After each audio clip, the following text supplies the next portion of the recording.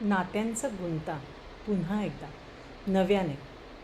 नुकताच अधिक मास झाला. अधिक मासामध्ये भाच्यांना, मुलींना, जावयांना, देवाला, ब्राह्मणाला, देवीला ओटी भरली जाते, वाण लावला जातो आणि छानपैकी आनंद साजरा केला जातो. अधिकस्य अधिकम फलम असं म्हणत खूप सुंदररित्या पुरुषोत्तमाची, विष्णूची पूजा केली जाते. विष्णू सहस्रनाम वाचलं जातं. पाठांतर असेल तर मुखोद्गत म्हटलं जातं. व्यंकटेश स्तोत्राचं उच्चारण केलं जातं आणि अजूनही बऱ्याच गोष्टी होत असतात. असो, पण नात्यांचा गुंता जर सावरायचा असेल तर एक गोष्ट लक्षात घ्यायला हवी.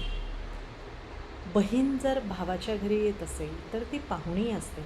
तिने मालकीण बनायचा प्रयत्न केला तर अर्थातच नातं तुटतं.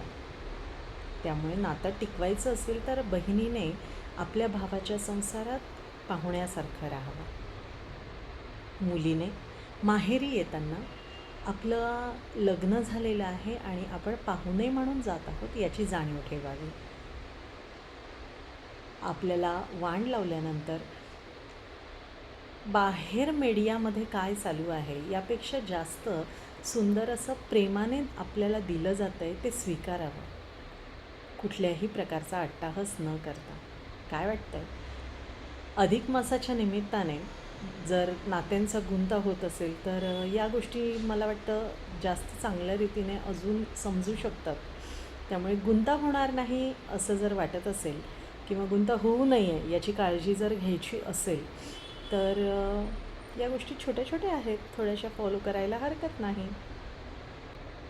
त्याचबरोबर फार महत्त्वाचं आहे, मुलींना जेव्हा आपण घरी बोलवतो आहोत किंवा सन्मानाने ही मंडळी घरी येत आहेत तर त्यावेळेस घरातल्या ज्येष्ठांनीसुद्धा एका मर्यादेमध्ये राहणं गरजेचं असतं. कारण आपण मुलाचं लग्न लावलेलं आहे, घरामध्ये सून आहे म्हटल्यानंतर त्यांच्या हिशोबाने जर घरातल्या गोष्टी घडवून आणल्या तर अर्थातच वातावरण आनंदाचं असतं.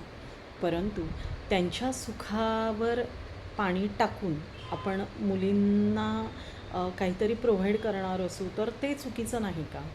मग अर्थातच त्या ठिकाणी ही तिढा निर्माण व्हायला सुरुवात होते.